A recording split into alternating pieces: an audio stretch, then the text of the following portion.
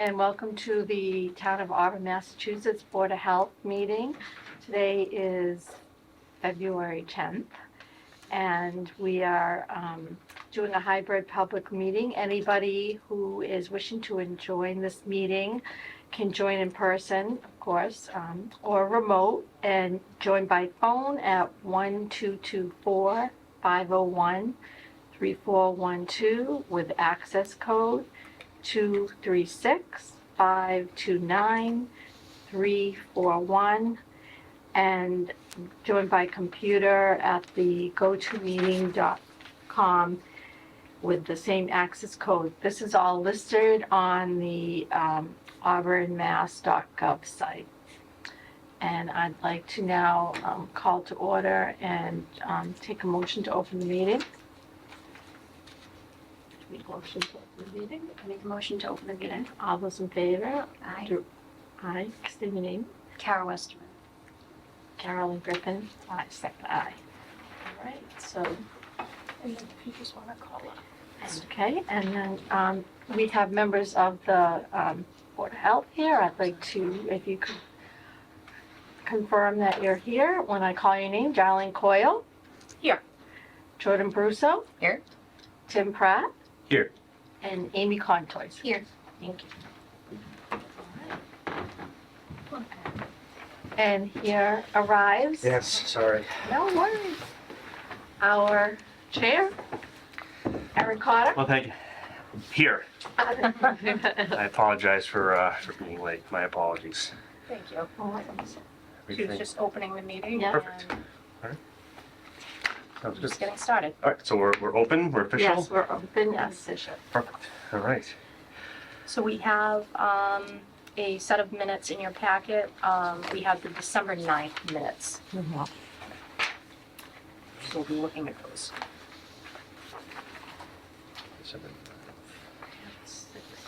I have 16. Yeah. I'm sorry. It says December 16th. Let's check that.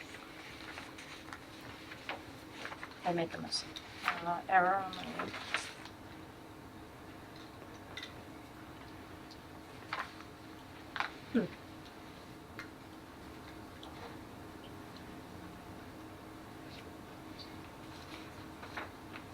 Can you check?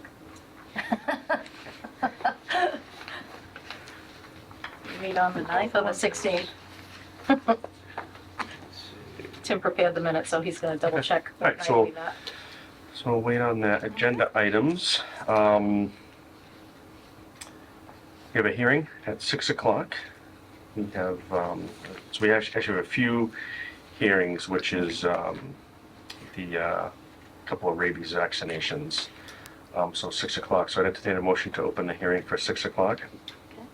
I'd like to make a motion to open the hearing for 6 o'clock for Judith Burkett for Rock Ave for Eli.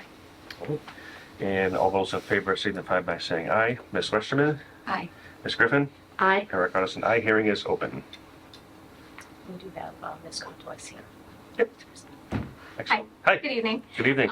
So we do have a rabies exemption request letter from Eli's primary veterinarian, Hillside Veterinary Clinic, submitted this rabies exemption on the owner's behalf. So Eli is a senior terrier owned in town by Judith Burgett for Rock Ave. Eli has a consistent licensing and vaccine history in town.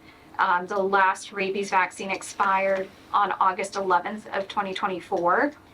He's a senior dog with many health conditions, including ongoing colitis issues, inflammatory conditions, heart murmur, and he's heavily medicated. So right now he's going to his regular vet every 3 weeks for follow-ups, checkups on his condition, updating any medications. So it is the veterinarian's opinion that because of those health conditions, it's not safe to give him any more vaccines at this point. Anyone have any questions?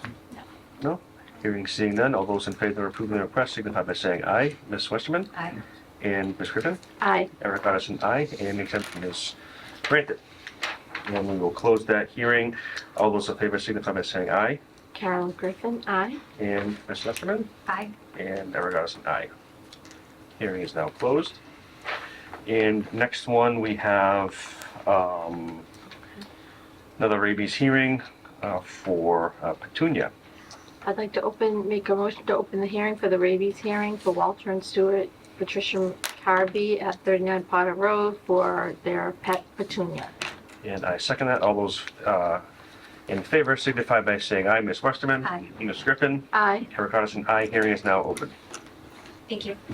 So the second rabies exemption request we have is for Petunia.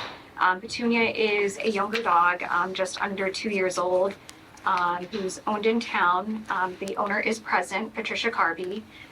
So Petunia received vaccines right around the age of 6 months old that caused an extreme reaction that ended up with her hospitalized for several days and almost losing her life. So she was found to have a condition called steroid-responsive meningitis arteritis.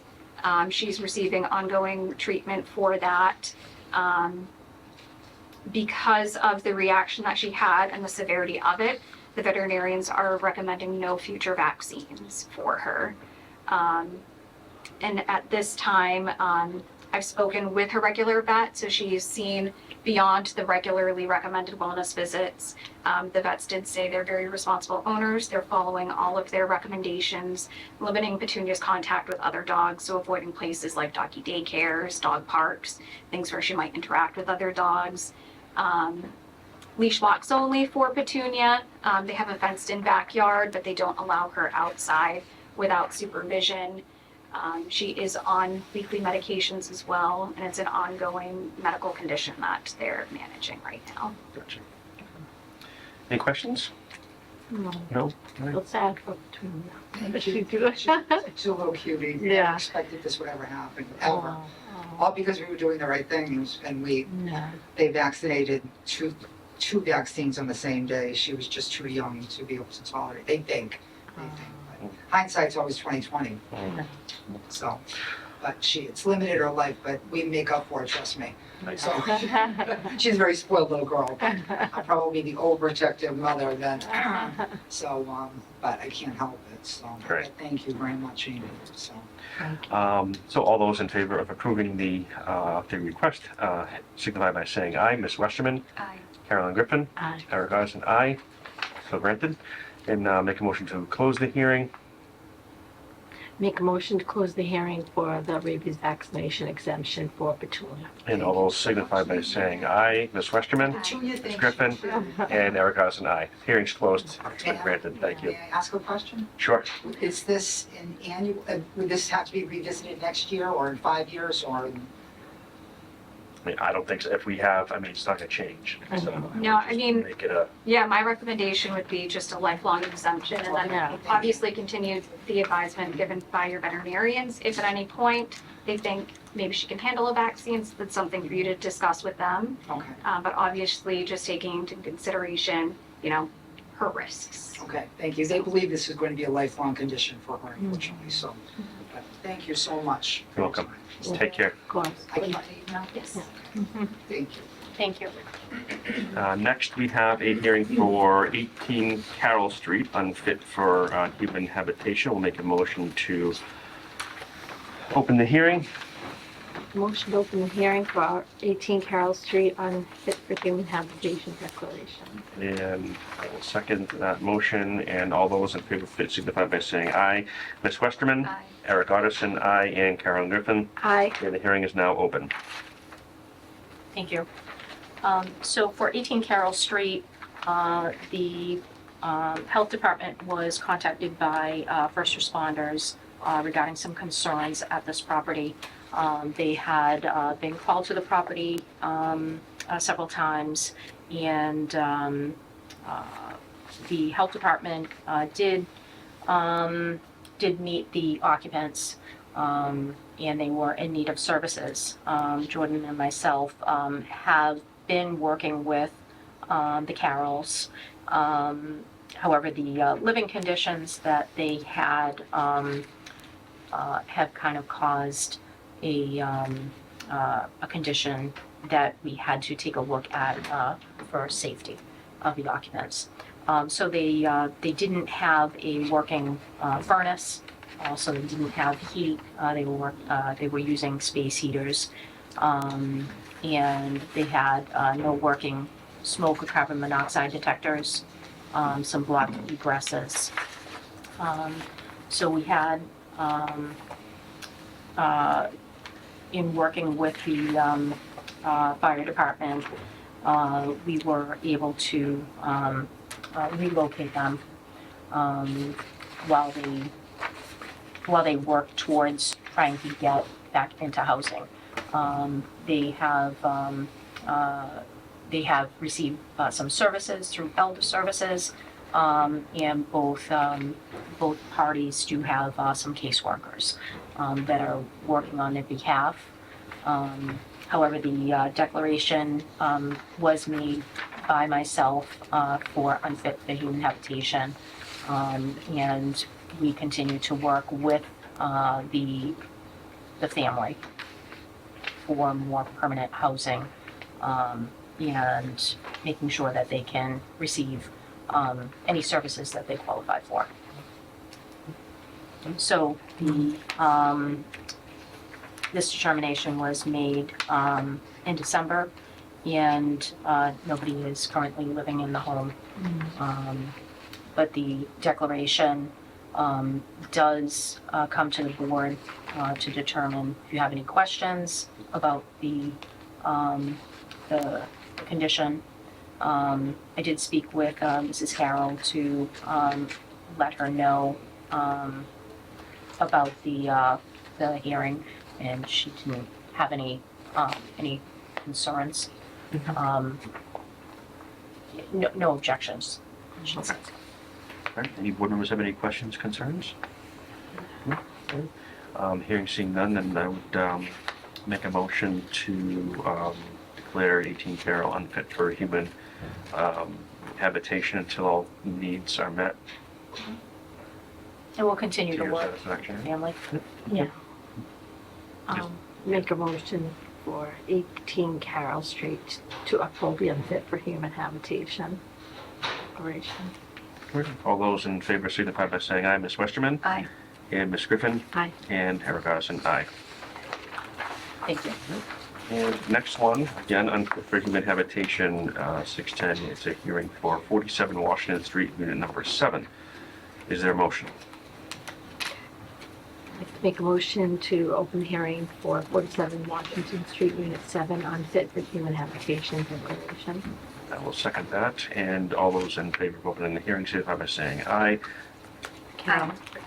I'm sorry, I have to call you Ms. Westerman. Aye. Mr. Griffin. Aye. Eric Goddison, aye, and the hearing is now open. Thank you. So we have 47 Washington Street, Unit 7 is a mobile home in Whispering Pines. And again, I was called by first responders for concern of living conditions at this home. Again, unfortunately, no heat. Use of space heaters next to areas where people were sleeping. No water service to the dwelling, no working smoke or carbon monoxide detectors in blocked egresses. It's a concerning situation for the occupants. The occupants did have some family and some friend support system, so they were able to relocate. The mobile home remains vacant, nobody's living there, and the owners and the owner's agent, also family members, are working towards getting I believe the heat has been restored. They're working on getting the water restored and clearing the mobile home out. And we have attempted to connect the occupant with some services. And I know they're working with a caseworker. All right.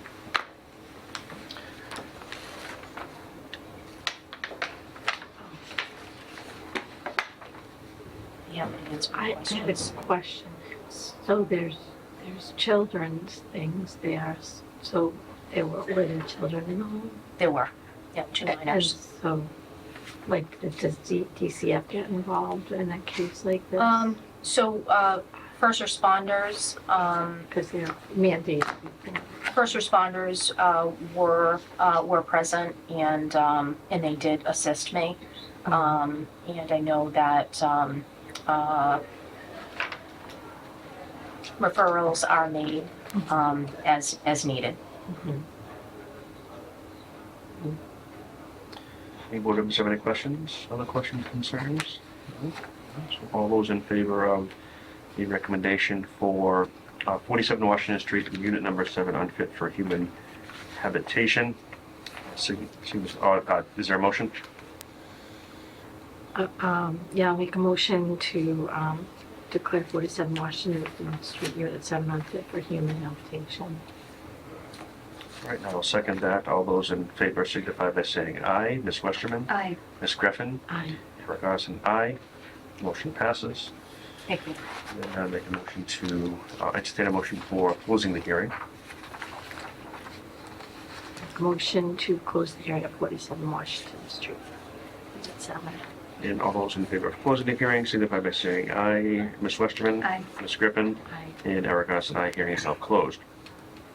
Next, we have a update for the South Central Mass Partnership for Public Health. Thank you.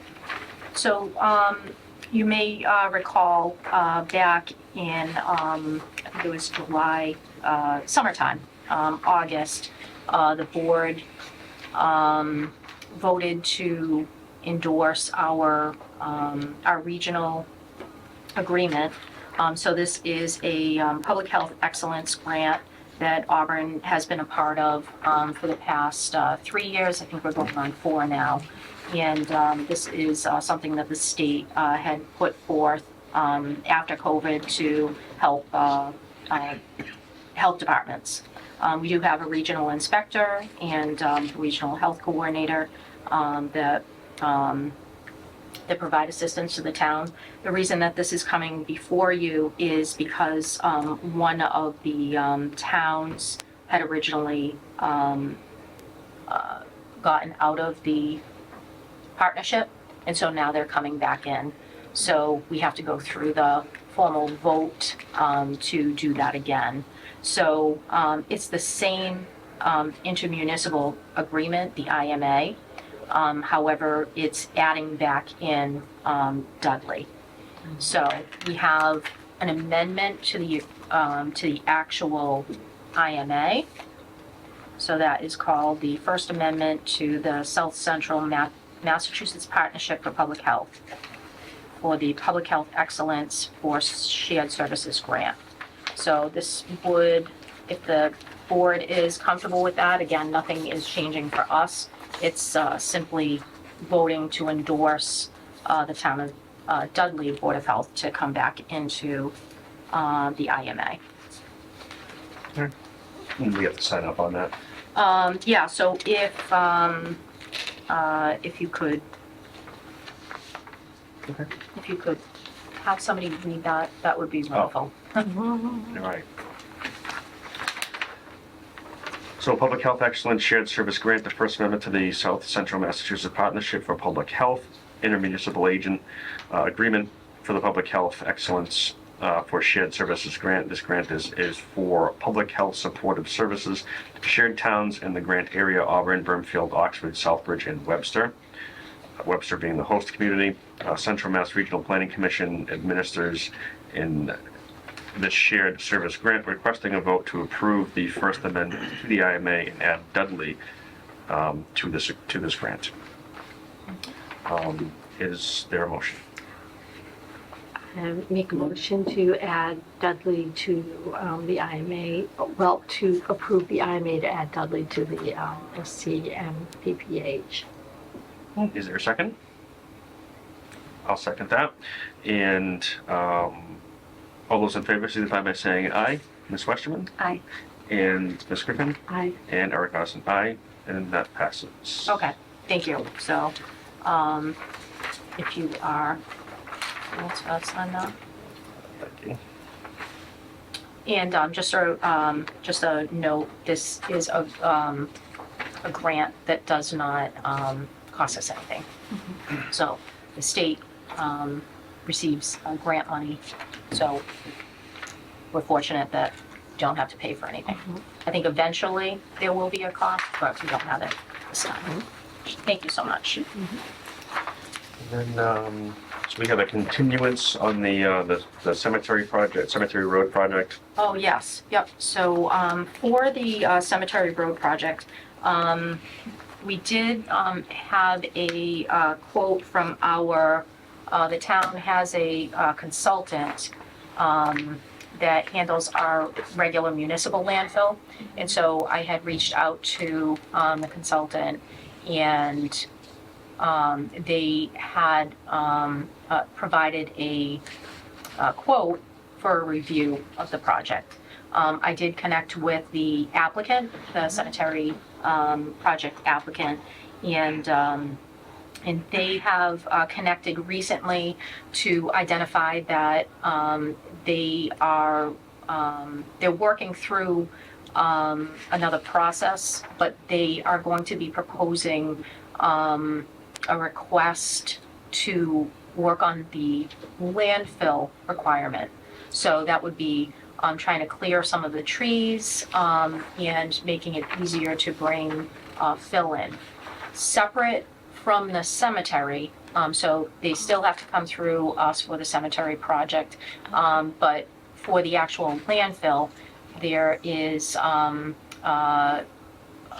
there's regulation through Department of Environmental Protection that allows them to do the work. So, as I told you, that would be something that I requested the engineer provide something in writing so that we could confirm that, and then they will continue to work towards what we need for the review of the cemetery project part of it.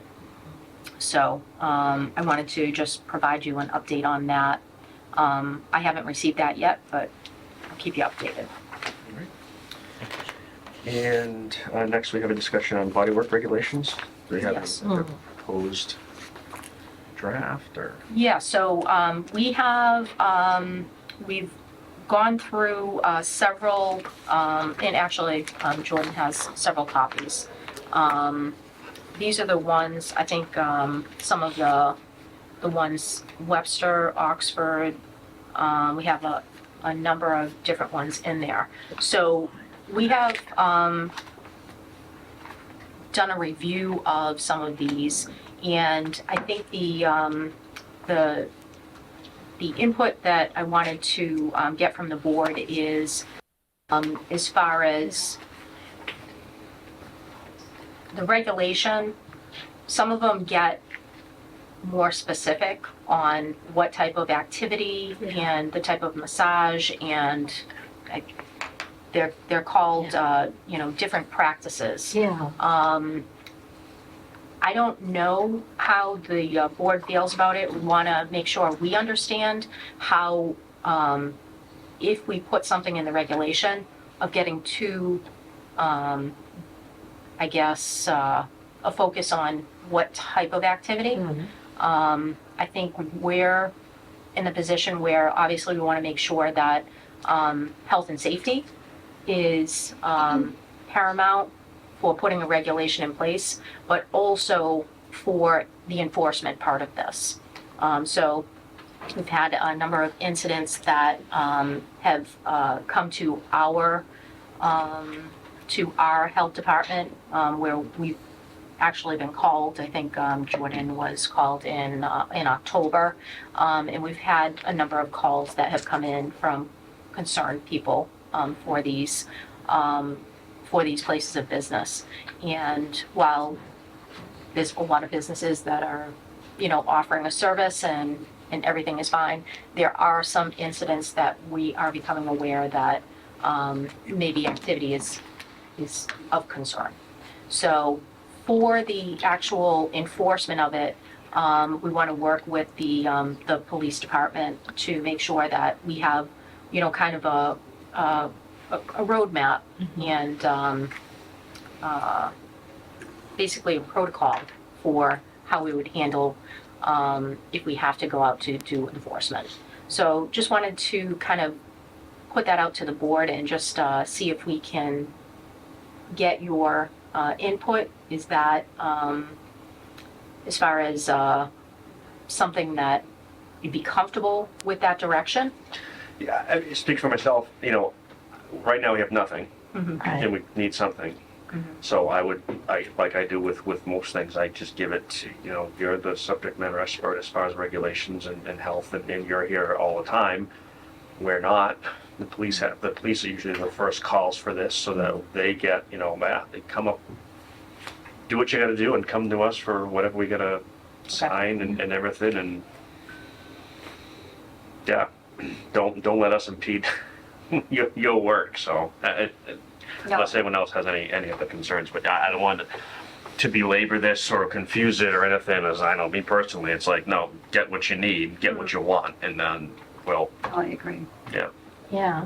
I looked, you know, at all the different ones Mhm. and, yeah, I saw what you meant about like the different, I don't even know what most of them are. And But, yeah. but some of them, the only thing that, some of them were a little bit more restrictive than others. Like some of them said they had to have an AED in it versus some, you know, and every personnel that worked there needed a physical exam.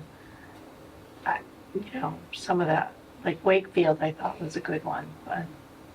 Well, I mean, we can approach it kind of, we do reviews on tattoo establishments and artists. Years ago, we did have massage regulations a long time ago, but the state took that over. So this is kind of like, we can approach it that way. Yeah, I think that's a good idea. I just don't want to, I guess, for me, these places, they can get very detailed on what type of services. You don't necessarily have to be an expert on all of the No, different types of service, no. but identifying, you know, is the facility, you know, providing a service? Does it need an inspection? Does it need a permit? Are the people trained? And if something is not going correctly and there's some sort of complaint or any illegal activity, Right, how is that process going to be followed? Right. So right. we're going to kind of, Focus on that. yeah, I think that would be the Yeah. approach, because we do, we already handle other establishments that we license. We, you know, so Yeah. we can handle it that way. Yeah, that sounds Okay. good. So we'll bring to you a draft regulation of what we think will work and get your endorsement or questions or concerns. But I think we're gonna go kind of straightforward. Maybe not something easy to follow. Yeah, yeah. But gets the, Yeah. gets the job done, Okay, yeah. Sounds good. all right, thank you. Just want to make sure you're kind Oh, of yeah. comfortable with that approach. Absolutely. The proposed 40B project, 16 Perry Place and 0 Athens Street, and there's a memorandum in our packet which talks about noise complaints and also identifying public utilities for both water and sewer. Any of the board members have any questions about that? I don't know if have we seen this before, or maybe it's Yeah. the first one that. So we do have two 40B projects currently that are in process, proposed. So 16 Perry Place started with the ZBA, so they're actually going through the ZBA process currently right now. And these were the comments that we provided on the initial application. So this is, I would expect the ZBA, I think they're on their maybe probably fourth meeting. I expect them to be making a decision on this probably in the next month or so.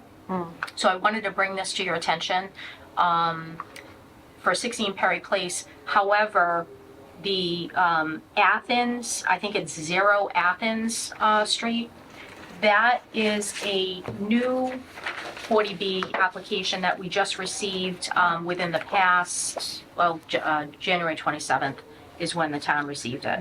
So this is, I think I sent it to you in your packets. There is a site visit that is scheduled for, on, I think it is February 18th. I'll have to just double check that. I put in the site visit into your notification. So the board does get a chance to provide comments of whether or not you have any concerns. Typically, the site visit is done when the 40B project is proposed. So it allows anybody, on the town side. Several of our staff members went for the Perry Place and will go for the Athens Street. The goal of these projects from the developer side is to, put in a 40B housing complex. I believe that this one is, I think was 190 units. And this one is served by public water, public sewer. So for the comments, we would probably be similar to something here of what we provided for Perry Place. Obviously, there would be, the health department is called for a number of different things for housing. But these housing projects are typically managed by a property manager. And that honestly is very good for us because often if we get complaints from the people that live there, and this would be a large development, we would want to be talking with the property manager. So we're a liaison to enforce the state sanitary code. So if there was something that wasn't being done, so say somebody's water's turned off or the heat's not working or similar things, and the management company was non-responsive, then we go out to do inspections and issue orders, and then, that role. But for this particular, the initial comments that we would provide, it is served by public water, public sewer, so we wouldn't have to worry about well or septic. We'd be dealing with probably some noise complaints, dust complaints, anything as part of construction.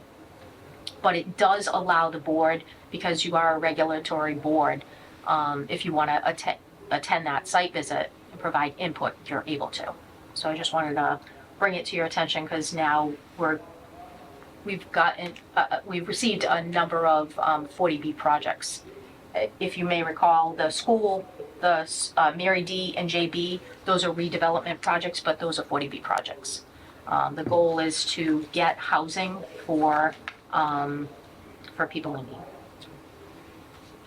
Is Athens Street a brand-new street?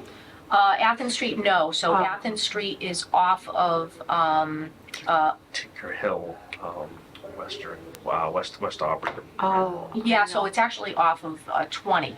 Yeah. So you go up, I think it's Appleton, and it's the first left. So it is a dead end road. Oh, okay, yeah. So there's maybe about 6 or 8 houses on that road. I think what they're proposing is a development at the end of the road. So this one actually shows it well.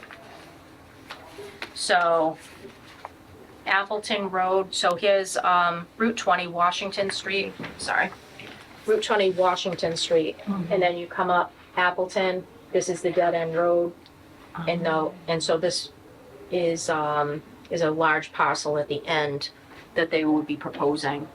How many units would it be? I think it's 190, It's a lot. so it's a big. So obviously, it's an impact Yeah. to the neighborhood, to the town, the services. So you have a opportunity if you want to comment. I can certainly provide any comments. So this also is sent out to like all of, police, fire, DPW, the boards and committees, so they all get a chance to comment. But the 40B process goes through the zoning board of appeals for a comprehensive permit. Yeah. And like JB and the Mary D. Stone, those are more elderly housing. Yes. And Yep. would these be more family homes? Yes, this wouldn't be, to my knowledge, this is not age restricted, so this would be open to families. Single people, Yeah, couples, kids with, people with kids.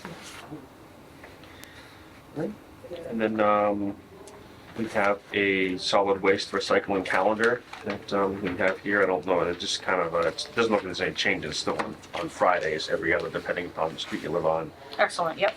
This is just the 2025, so we typically make it up Right. once they update it. Right. And then is there any, the Maven report? The Maven Yes. report, sorry. So thinking of December, January.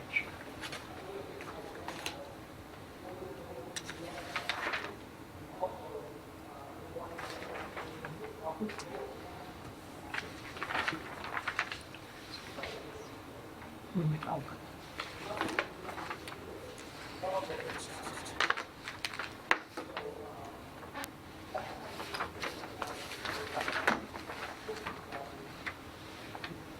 What was this one? Is this 12, is this 1216? It is supposed to be. 16, so Yeah, so this is all right. So I have, there's just a typo Okay, on here. gotcha, okay.